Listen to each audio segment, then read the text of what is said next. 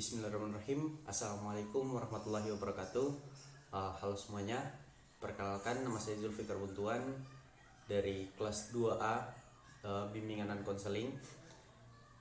Di video kali ini, di kesempatan kali ini, kami dari kelompok 4 akan membahas tentang materi paper.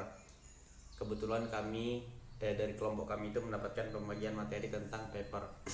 Nah, saya sendiri akan menjelaskan sedikit tentang pengertian dari paper itu sendiri. Paper itu ialah sebuah tulisan yang memuat pembahasan dari sebuah topik tertentu dengan dukungan data dan argumen yang valid dan kuat. Intinya, paper itu akan membahas tentang paper itu berisinya tentang fakta-fakta yang ada sesuai dengan data. Menulis paper artinya menghasilkan pembahasan tentang suatu topik tertentu yang didukung dengan argumen yang cukup kuat. Nah, itu yang saya bilang tadi, dimana membuat paper itu, pengertian paper itu ya begitu, maksudnya paper itu dibuat dengan argumen-argumen yang kuat, kemudian data-data yang benar-benar ada. Kemudian pengertian dari paper itu sendiri. Paper adalah artikel ilmiah yang ditulis dalam format tertentu. Biasanya paper merupakan hasil penelitian baru, tapi paper juga bisa merupakan hasil review dari penelitian-penelitian yang sudah ada sebelumnya.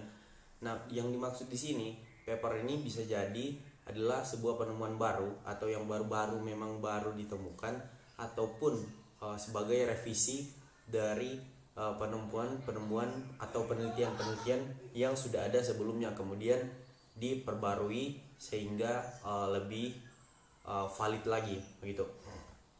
Kemudian ada pengertian paper menurut para ahli, pen dan pen.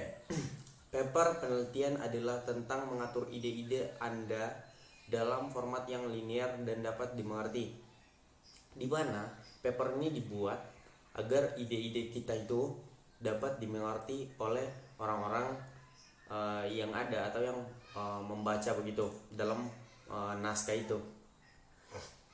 Kemudian sebuah makalah penelitian membutuhkan persis apa yang tersirat dari namanya, banyak penelitian.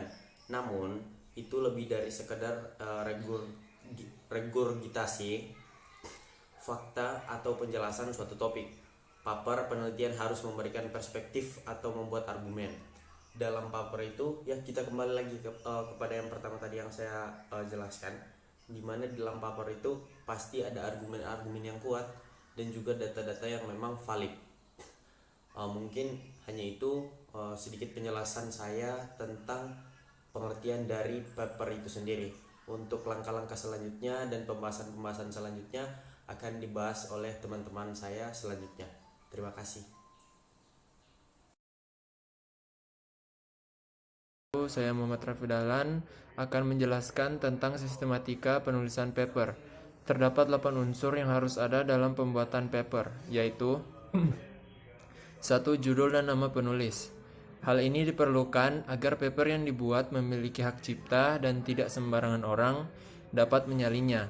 Kedua, abstrak. Abstrak merupakan isi atau rangkuman dari keseluruhan paper yang telah dibuat, namun diringkas hingga menjadi satu paragraf panjang. Yang ketiga, pendahuluan. Pendahuluan atau introduction pada dalam sebuah paper biasanya berisi tulisan garis besarnya dari permasalahan yang hendak dibahas. Yang keempat, penelitian terkait. Sebuah paper terdapat ulasan mengenai penelitian-penelitian terdahulu yang dijadikan sebagai referensi untuk mendasari sebuah karya tulis dalam pembuatan sebuah paper. Yang kelima, metodologi. Sebuah paper yang baik harus ada ulasan tentang metodologi, seperti apa dan kegunaannya dalam pembuatan karya ilmiah. Biasanya dijelaskan dengan gambar atau bagan sebagai tujuan untuk mempermudah pemahaman para pembaca dalam memahami isi paper. Yang keenam, percobaan dan hasil. Inilah bagian penting dalam sebuah paper, yaitu data mengenai percobaan, sebuah eksperimen atau riset yang kita lakukan terhadap suatu hal seperti data yang akan digunakan, jumlah data, sumber, dan lain sebagainya. Perlu sedikit ketelitian yang baik karena beberapa hal mendasar itu akan tertuang dalam sebuah paper. Yang ketujuh, pemecahan. Pemecahan pada poin ini adalah hal-hal atau isu yang ingin disampaikan dari penelitian yang telah dilakukan. Yang kedelapan, ada referensi. Hal ini sangat penting untuk mengetahui asal-usul teori-teori yang ada dalam paper. Sekian dari saya. Wassalamualaikum warahmatullahi wabarakatuh. Assalamualaikum warahmatullahi wabarakatuh. Perkenalkan, nama saya Silawati Adam. Saya akan melanjutkan materi dari kelompok saya, yaitu mengenai ciri-ciri paper. Yang pertama yaitu berupa artikel ilmiah yang ditulis dalam format tertentu. Yang kedua yaitu biasanya merupakan hasil kajian tentang penelitian baru, bisa juga berisi review atas penelitian yang telah ada sebelumnya. Yang ketiga yaitu berisi tentang pembahasan yang lebih ilmiah daripada makalah. Yang keempat yaitu pembahasan yang ada lebih menitikberatkan pada analisis masalah disertai data dan argumen yang kuat. Yang kelima yaitu berisi berbagai pendapat dari para tokoh yang memberikan teori sesuai topik yang dibahas. Terima kasih. Wassalamualaikum warahmatullahi wabarakatuh.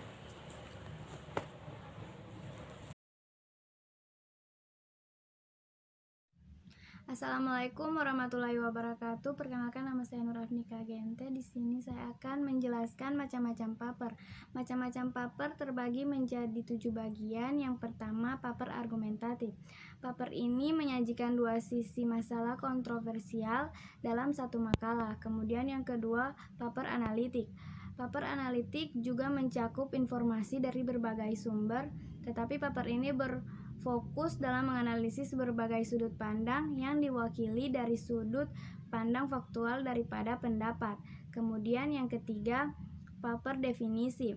Paper definisi relatif jelas. Paper ini menggambarkan topik dari sudut pandang faktual yang biasanya tanpa pendapat menulis.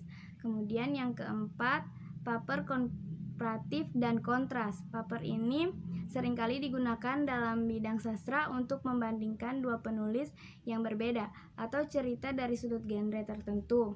Kemudian yang kelima, paper sebab dan akibat. Paper sebab dan akibat yaitu paper yang melacak hasil yang mungkin atau yang diharapkan dari tindak atau kebijaksanaan tertentu dalam perkembangan logis yang mudah diikuti oleh pembaca. Kemudian yang ketiga, laporan. Laporan ini biasanya mencakup ringkasan situasi sampai saat ini, seperti identifikasi masalah, uraian unsur-unsur dari masalah, dan kemudian rekomendasi tentang bagaimana mengatasi masalah tersebut. Kemudian yang terakhir, paper interpretatif. Paper ini sering dibutuhkan oleh tutor dalam bidang sastra, humaniora, dan ilmu sosial.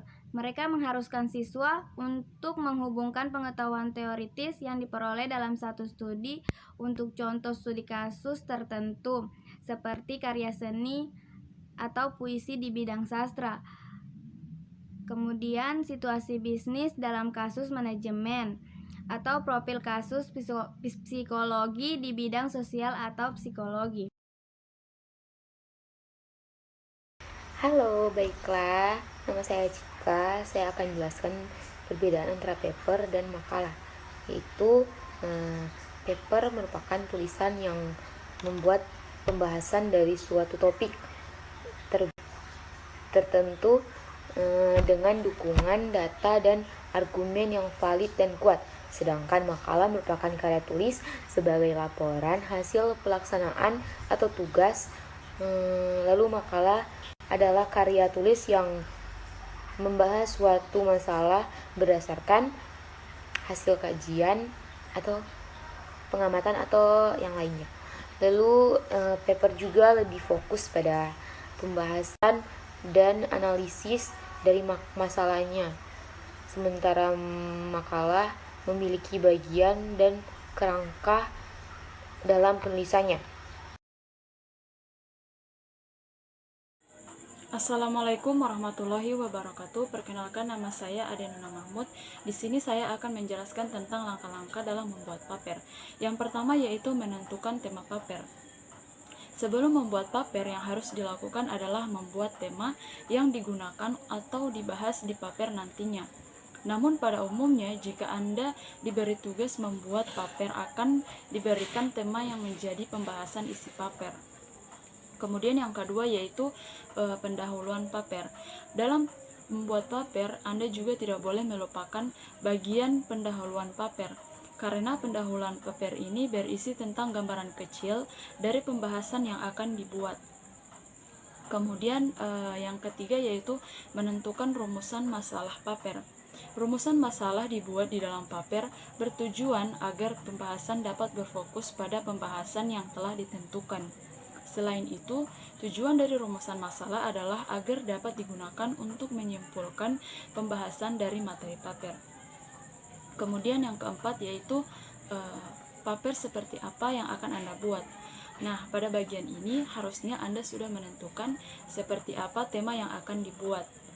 Untuk memudahkan Anda dalam membuat paper, usahakan Anda memilih seperti apa tema yang Anda sukai. Kemudian yang kelima yaitu pertanyaan tesis. Nah, tesis adalah dugaan-dugaan sebuah kajian tertentu. Tesis di dalam paper digunakan untuk memberikan jawaban sementara dari masalah yang ada. Kemudian yang terakhir yaitu format paper. Nah, pada format paper ini tentunya paper ini harus diketik, kemudian spasinya 1,5, kemudian front atau tulisan Times New Roman, kemudian menggunakan nomor halaman dan juga daftar referensi. Demikian dari saya. Wassalamualaikum warahmatullahi wabarakatuh.